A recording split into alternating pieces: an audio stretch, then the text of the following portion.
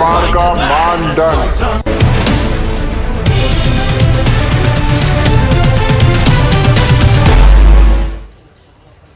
नमस्कार, आप देख रहे हैं खबर दोपहर और न्यूज रूम से मैं हूं आपके साथ अलीम अतहर। नमस्कार, मैं हूं आपके साथ विभा उपाध्याय और बुलेटिन की शुरुआत उस खबर से जो होली के दौरान शराब तस्करों की तरफ से जोर शोर से की जा रही है। शराब तस्करी को लेकर के जो माफिया हैं वो बेहद सक्रिय हैं, लेकिन प्रशासन की सख्ती के आगे इनकी चालाकी चल नहीं रही। रंगों का आ रहा त्योहार,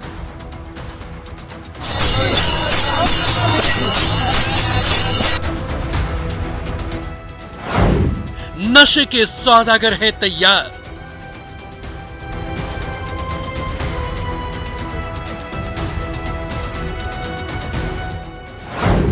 शहर शहर पहुंच रहा जाम।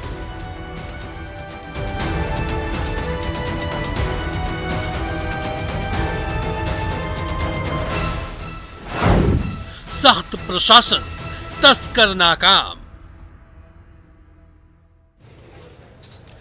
तो बिल्कुल होली के मद्देनजर शराब तस्कर पूरी तरह से सक्रिय हो गए हैं। कोशिश यही है कि बड़े पैमाने पर शराब की अवैध खेप बिहार लाई जा सके और इसको लेकर तरह तरह के तरीके, तरह तरह के रुख जो है वो अपनाए जा रहे हैं शराब तस्करों की तरफ से। अगर बात करें सिवान की, तो सिवान में एक अजीबोगरीब मामले का खुलासा हुआ है, जहां पर सिवान में शराब तस्कर गाड़ी के नंबर प्लेट से लेकर चेचिस तक में शराब छिपाकर ला रहे थे। लेकिन यहां पर उत्पाद विभाग की सक्रियता समझिए कि उत्पाद विभाग ने शराब तस्करों के इस मंसूबे को नाकाम कर दिया।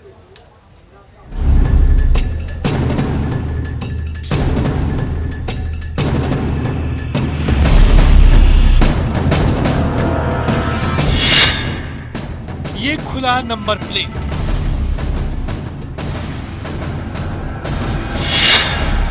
ये उठी पीछे की सीट,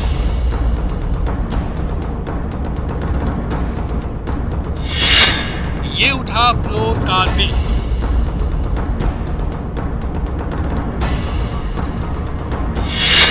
ये खुला गियर बॉक्स।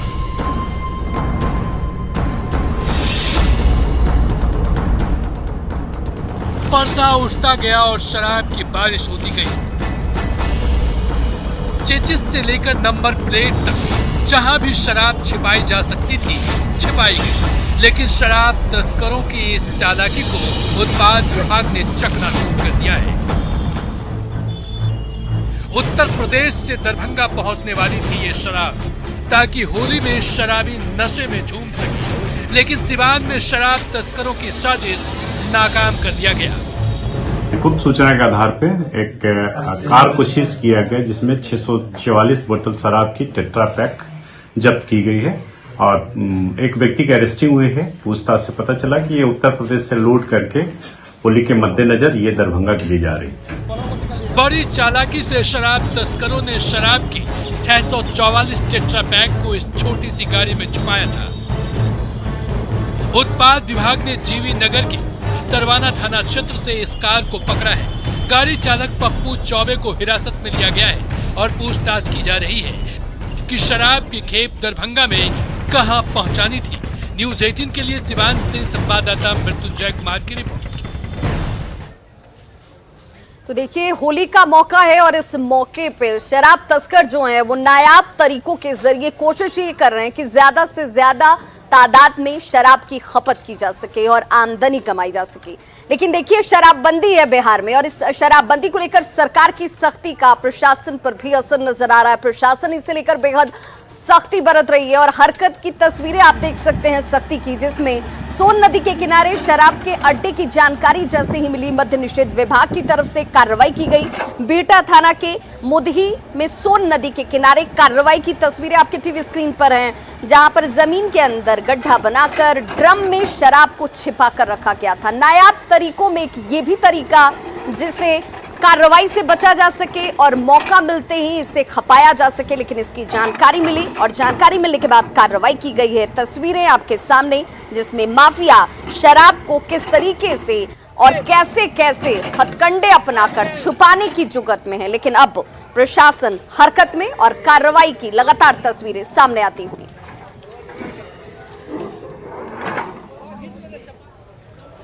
तो कुल मिलाकर शराब तस्करों द्वारा नायाब तरीके अपनाए जा रहे हैं। वहीं बड़े पैमाने पर उत्पाद विभाग और पुलिस अपनी सक्रियता दिखाते हुए शराब बरामद भी कर रही है और इसकी वजह से कई जगह शराब की खेप जो है वो जमा हो जा रही है। बड़े पैमाने पर शराब जमा हो जा रही है। अवैध शराब जो उत्पाद विभाग द्वारा जब्त किया जाता है।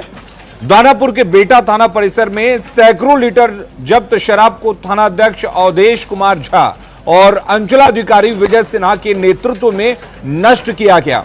बेटा थाने में जब्त शराब की बड़ी खेप जमा हो गई थी और उसे रखने में काफी परेशानी हो रही थी, जिसके बाद जिला प्रशासन के आदेश पर शराब को नष्ट किया गया। थाना परिसर में गड्ढा कर शराब को उसमें दबा दिया गया।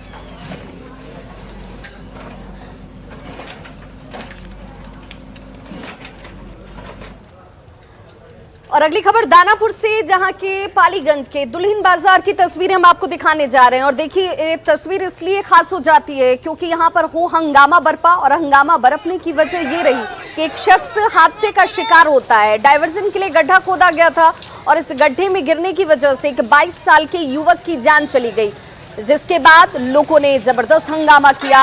आक्रोश को जाहिर करते हुए सड़क पर जाम लगा दिया गया।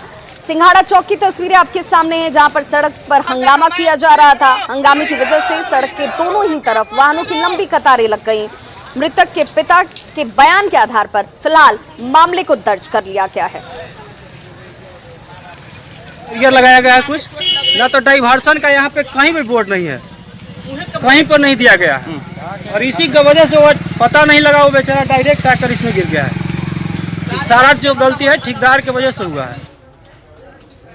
पटना और आसपास के इलाकों में ट्रैफिक जाम बिल्कुल एक आम समस्या हो गई है। अक्सर इस तरह की तस्वीरें देखने को मिलती हैं कि पटना और आसपास के इलाकों में कई जगह लंबा जाम लगा हुआ है। दानापुर के बेटा में इस वक्त एक लंबा जाम लगा हुआ है। आप अंदाजा लगा सकते हैं 10 किलोमीटर लंबा यह जाम है। सड़क की एक ओर ट्रक की लंबी कतार लगी हुई है तो दूसरी ओर कुछ बाइक किसी तरह चल पा रही हैं। बेटा पुल से लेकर मनेर तक जहां भी आप चले जाइए, हर तरफ ट्रकों की लंबी लाइन लगी हुई है। इस जाम में स्कूली बच्चे भी फंस जाते हैं, जिन्हें स्कूल पहुंचने में काफी मशक्कत करनी पड़ती है। ट्रक ड्राइवरों का कहना है कि अवैध वसूली के लिए गाड़ियों को रोका जाता है, जिससे जाम लग जाता है। वहीं अवैध बालू ट्रकों की वजह से भी जाम लग रहा है।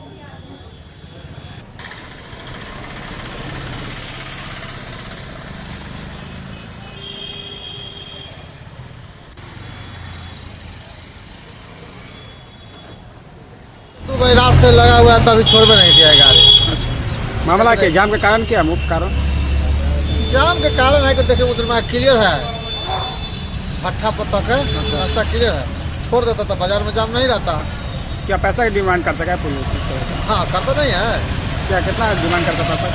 100 रुपये लेता है, 150। दिन में तो कुछ कम बात करता है सर, रात में तो 5 जगह रुपये लेता है। तो 10 किलोमीटर का लंबा महाजाम इस वक्त लगा हुआ है। अमरजीत हमारे साथ जुड़े हुए इस खबर पर ज्यादा जानकारी के लिए। अमरजीत, आखिर क्या वजह है कि इतना लंबा जाम लगा हुआ है? और जिस तरह से हम ट्रक ड्राइवरों की माने, उनके आरोपों की माने, तो ये बात साफ है कि अवैध वसूली के लिए इस तरह का जाम लगता है। और क्या ये जाम पटना प्रशासन को, दानापुर ट्रैफिक पुलिस को नजर नहीं आता? जी, ये लंबा जाम आज का नहीं है, लगातार लगता रहा है और ये जाम जो है वसूली की वजह से तो लगता ही है। साथ ही जो है जब जाम लग जाता है यहाँ पर तो लंबी कतारें लगनी शुरू हो जाती है और ये लंबी कतारें 10 किलोमीटर की आज की है, लेकिन ये लंबी कतारें लगभग 50 किलोमीटर तक की भी हो जाती है। अगर रेडियस की बात की जाए तो 50 किलोमीटर तक की लंबी जाम लग जाती है। अगर बेटा जो पुल है वो पार करने में ट्रकों को लाइन लगता है और इधर से मनेर तक जहां बेटा से मनेर तक बात करें तो मनेर तक का जाम लगता है। और उसके बाद जो है पालीगंज के रास्ते में भी जो है जाम लगता है। वो लेकिन सवाल ये भी है अमरजीत, अभी हमने बातचीत की है ट्रैफिक एसपी से, तो एसपी साहब कह रहे हैं कि कहीं जाम नहीं लगा हुआ है। तो क्या ये तस्वीरें झूठी हैं या इसे एसपी साहब इस 10 किलोमीटर ट्रकों की लंबी कतार को जाम मानते ही नहीं है? यही कहा जा सकता है कि 10 किलोमीटर के जाम को ये जाम नहीं मानते हैं, लेकिन जिस तरह से ड्राइवर से हमारी बात हुई और वो उन्होंने कहा कि इसी में जो है हम लोग ट्रक में ही खाना बनाते हैं और इंतजार करते हैं गाड़ियों को जो है खुलने की, लंबा समय लग जाता है, यहाँ तक कि जो है 1 दिन 2 दिन तक ले भी लग जाता है। और ये जाम जो है आज का नहीं है, रोज का है। ये रोज इस तरह की जाम लगती है और कभी कभी जब खुलता है तो साफ नजर आता है, लेकिन अभी जाम लगी हुई है और इससे लोगों की परेशानी भी है और लंबा समय जो है इन लोगों को एक्सटेंड करना पड़ता है ट्रकों को, जो जाना हो, लंबी दूरी के लिए जाना हो, ये यहीं पे जो है लंबा समय तक 6-7 घंटे 8 घंटे 10 चलिए, बहुत बहुत शुक्रिया अमरजीत। तो 10 किलोमीटर का लंबा महाजाम लगा हुआ है। तस्वीरों में हम दिखा रहे हैं किस तरह से यहां पर ट्रकों की लंबी कतार लगी हुई है, लेकिन ट्रैफिक एसपी को यह नजर नहीं आता। उनका साफ मानना है कि कहीं जाम लगा ही नहीं है। शायद ये जाम उनके लिए जाम नहीं है, वो समझ रहे हैं कि जब तक 50 किलोमीटर के रेडियस में जाम नहीं लग जाता, इसे जाम नहीं माना जाएगा। और अगली खबर बेतिया के चनपटिया से, जहां पर एक युवक के शव की बरामदगी हुई है। ये युवक बताया जा रहा है कि गुरुवार शाम को 5 बजे अपने घर से बाहर निकला था, लेकिन देर रात घर तक वापस नहीं लौटा और परिजनों की तरफ से जब तलाश की गई तो बागीचे से शव की बरामदगी हुई है। परिजन इसे लेकर बेहद सदमे में है। हालांकि पुलिस अब इस पूरे मामले की तफसील से जांच में जुट गई है। मृतक अनिल, जिसका नाम बताया जा रहा है, कहा जा रहा है कि ये शख्स शाम को घर से निकला, लेकिन सुबह इसके शव को बरामद किया गया है और अब परिवार सकते में है। 1 बजे हम लोग उठे ना, माँ मेरा उठी तो गई देखने के लिए कि अभी तक नहीं आया है। हमने बोले कि कोई लेके गया है, फिर बुलाकर इसको, तो हमने सोचा कि ऐसा थोड़ी बात है कि कोई लेके जाएगा तो पता तो चल जाएगा। हम सोचे कि चलो सुबह पता चल जाएगा, हम इसीलिए हम नहीं खोजने गए थे। नशा नहीं करता है, लेकिन गांजा कभी कभी पीता है। और झारखंड की राजधानी रांची में एक दारोगा पर झपटमारों ने फायरिंग कर दी और उसके बाद लगातार पुलिस ये दबिश बना रही थी कि उन फायरिंग करने वाले अपराधियों को पकड़ा जा सके। तो आपको बता दें कि दारोगा सुभाष लकड़ा पर फायरिंग करने वालों में 2 आरोपियों की गिरफ्तारी हुई है, जिनके पास से फायरिंग में इस्तेमाल की गई पिस्टल और स्कूटी को बरामद कर लिया गया है। गिरफ्तार दोनों आरोपियों से पूछताछ की जा रही है। आपको बता दें कि कल झपटमारों पर नकेल कसने के लिए कई इलाकों में छापेमारी चल रही थी। इसी दौरान स्कूटी सवार 2 लोगों को रोकने की कोशिश की गई। दारोगा ने रोकने की कोशिश की और उसके बाद दारोगा पर स्कूटी सवार अपराधियों ने फायरिंग कर दी, जिसमें दारोगा सुभाष लकड़ा जख्मी हो गए थे।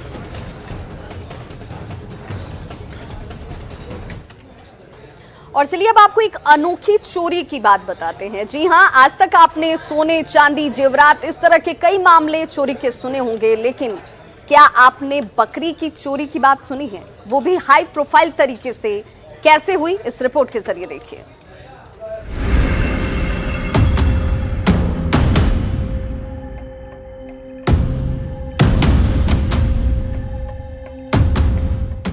रात घना है, चारों ओर सन्नाटा पसरा है। सभी अपने घर में गहरी नींद ले रहे हैं। तभी लाल रंग की जैकेट पहना ये शख्स नपटोलिया गांव की गलियों में चहलकदमी करता नजर आ रहा है। वो कभी टॉर्च की रोशनी से एक एक घर की टोह ले रहा है, तो कभी सामने की गली पर टॉर्च की रोशनी मार रहा है। सब कुछ ठीक होने का इशारा मिलते ही सफेद रंग की चमचमाती स्कॉर्पियो गाड़ी वहां आकर रुकती है, जिससे दनदनाते हुए एक के बाद एक 3 शख्स नीचे उतरते हैं। आप भी देखिए, पहला, दूसरा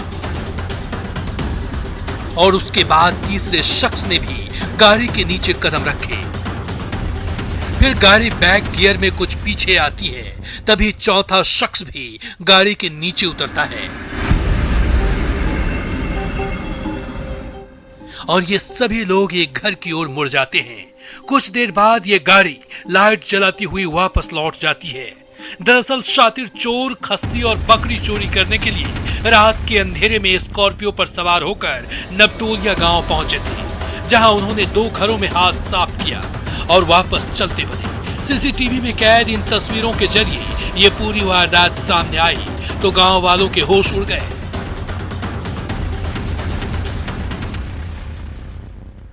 एगो था बकरी के बीच में उठा लिया, एगो बकरी है, एगो खस्सी है, अब बकरी का बच्चा है।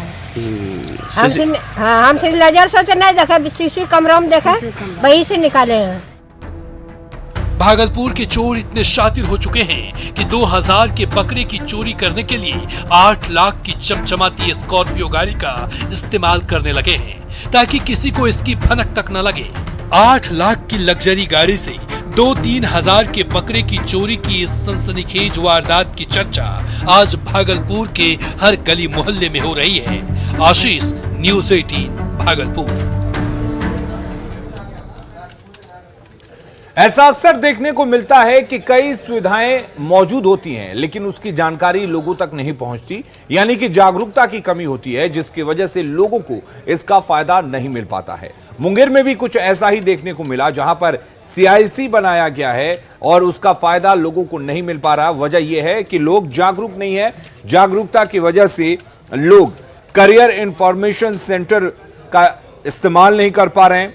इसमें प्रतियोगिता परीक्षाओं के लिए अभ्यर्थियों के लिए हर प्रकार की सुविधाएं मौजूद हैं, लेकिन जागरूकता की कमी कही, जिसके चलते छात्रों को इसका लाभ नहीं मिल पा रहा है। करियर इंफॉर्मेशन सेंटर में कौन कौन सी सुविधाएं मौजूद हैं, इसकी जानकारी दे रहे हैं न्यूज़ 18 संवाददाता अरुण शर्मा। मैं इस वक्त मौजूद हूँ नियोजनालय के CIC में। CIC मतलब पुस्तकालय। नियोजनालय ने एक पुस्तकालय बनाया है। पुस्तकालय का मुख्य उद्देश्य है कि वो वैसे बच्चे जो किसी कंपटीशन के लिए उनके पास बुक अवेलेबल नहीं है, तो यहाँ पे आके बुक को वो देख सकते हैं। आप देख सकते हैं कि जो CIC में है कि कितने बुक हैं। आप देख सकते हैं कि जो भी कंपटीशन के जो भी बुक होने चाहिए उनके बहुत बुक यहाँ पे मौजूद है, किताबें मौजूद है, अच्छी अच्छी किताबें मौजूद है। यहाँ पे बच्चों के बैठने के लिए भी बहुत ही अच्छा व्यवस्था है, लेकिन एक ये कहा जा सकता है कि बच्चे इस पुस्तकालय का लाभ उन बच्चों तक नहीं पहुँच सकता है। साथ में यहाँ के जो है नियोजनालय के जो पदाधिकारी हैं वो मौजूद है, उनसे हम जानेंगे कि क्या बात है कि बच्चे यहाँ तक नहीं आ पाते। ये बताया जाए कि क्या बात है कि बच्चे यहाँ तक आ नहीं पाते हैं। हमने समाचार पत्रों में भी इस सुविधा के बारे में प्रकाशित कराया था, लेकिन संभवतः शहर से दूर होने के चलते बच्चे यहाँ उतनी संख्या में नहीं आ पाते हैं जितना कि आना चाहिए। बीच बीच में बच्चे आते हैं, लाभ भी उठाते हैं, लेकिन जितनी संख्या में मैं भी चाहता हूँ कि बच्चे आएँ, इसका लाभ उठाएं। यहाँ पर कंपटीशन से संबंधित सारी पुस्तकें, चाहे वो इंजीनियरिंग की हों या मेडिकल की हों, या फिर जैसा कि आप देख सकते हैं जो सामान्य ग्रेजुएशन लेवल या मैट्रिक लेवल पे जो एग्ज़ाम्स वगैरह होती हैं, जैसे कि आप देख सकते हैं SSC CGL वगैरह की किताबें हैं, BPSC वगैरह की हैं, रेलवे की हैं। आपने देखा कि जो पदाधिकारी उन्होंने बताया कि बच्चे यहाँ पे आए, उनके लिए काफ़ी पुस्तकें हैं, अन्य पुस्तकों की भी मांग की गई है, उनको भी लाया जाता है समय समय पे। यहाँ पे कई जो है शिक्षक भी आते हैं उनको मार्गदर्शन देने के लिए। तो ऐसे में बच्चे यहाँ पे आए, इस पुस्तकालय का लाभ उठाएं। अरुण शर्मा, न्यूज़ 18। और अब बात मैथिली के वरिष्ठ साहित्यकार रामदेव झा की। जी हां, गुरुवार की दोपहर में उनका निधन हो गया। अपने पैतृक आवास पर उन्होंने अंतिम सांस ली। 85 वर्षीय रामदेव झा, जो कि मैथिली साहित्य में पुरोधा के तौर पर उनकी पहचान रही है, मूर्धन्य साहित्यकार माने जाते रहे, उन्होंने अंतिम सांस ली। काफी लंबे वक्त से वो कैंसर जैसी बीमारी से जूझ रहे थे। परिवार में उनके पीछे 3 पुत्र और 2 पुत्रियां हैं। एक पुत्री की मौत हो चुकी है। उनके पुत्रों में कृष्णदेव झा, डॉक्टर शंकर देव झा और विजय देव झा शामिल हैं। पत्नी योगा माया झा का निधन बीते साल 23 दिसंबर को हो गया था। वे मैथिली के मूर्धन्य विद्वान पंडित चंद्रनाथ मिश्र अमर के दामाद थे। डॉक्टर झा को नाट्य संग्रह पसीझैत पाथर के लिए वर्ष 1991 में साहित्य अकादमी पुरस्कार से नवाजा गया। इसके अलावा राजेंद्र सिंह बेदी की उर्दू में लिखी हुई पुस्तक एक चादर मैली सी के मैथिली अनुवाद सगाई के लिए वर्ष 1994 में और बाल साहित्य हंसनी पान आ बजंता सुपारी के लिए वर्ष 2015 में साहित्य अकादमी बाल पुरस्कार से वो सम्मानित किए गए।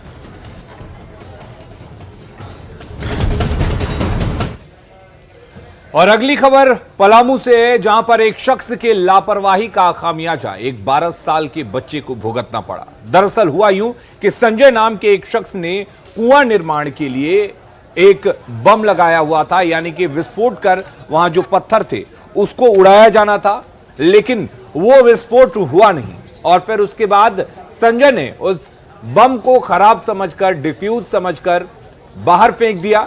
बच्चे उससे खेलने लगे और खेलने के दौरान विस्फोट हो गया, जिसमें एक बच्चे के हाथ पूरी तरह से क्षतिग्रस्त हो गया, जिसे बाद में काट कर हटाना पड़ा। घटना के बाद पीड़ित बच्चे के पिता ने थाने में एफआईआर दर्ज कराई।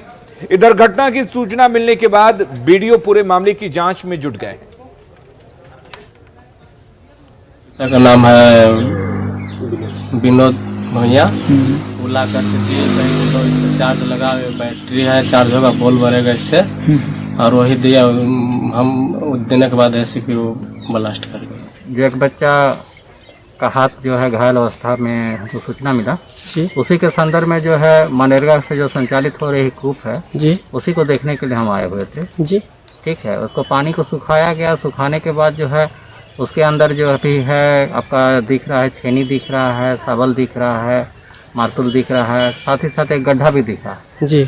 ठीक है, तो उसके लिए जेई को हम ये किए हैं, वो अपना देख लेगा और उसके अनुसार से रिपोर्ट करेगा हमको। और अब बात झारखंड के जमशेदपुर की, जिसकी पहचान स्वर्ण रेखा नदी के साथ बहुत लंबी और पुरानी रही है, लेकिन अब वही स्वर्ण रेखा नदी अपने अस्तित्व को धीरे धीरे खत्म होता देख और महसूस कर रही है। वजह यह है कि पानी के ऊपर पूरी तरफ से हर तरफ जलकुंभियों का जमावड़ा आपको नजर आएगा। ये जलकुंभियां चारों तरफ फैली हुई हैं और इसे लेकर के जो सजगता और तत्परता दिखाई जानी चाहिए थी वो अब तक नजर नहीं आती।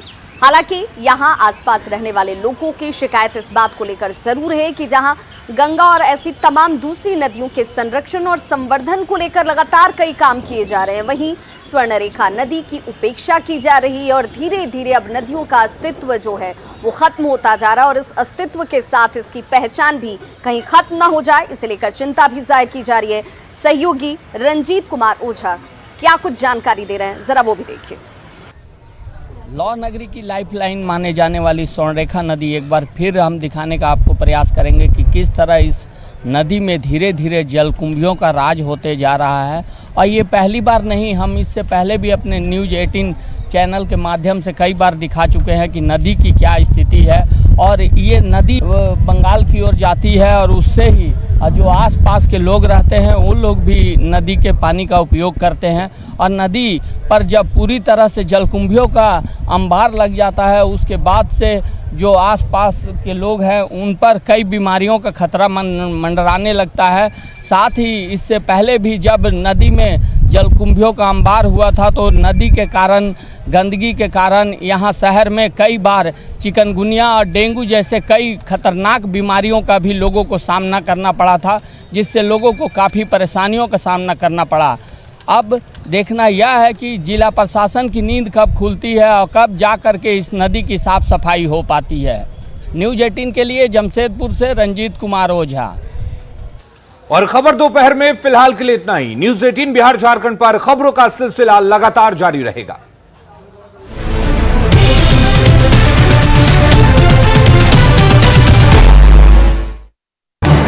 इस न्यूज हेडलाइंस के प्रायोजक पेट सफा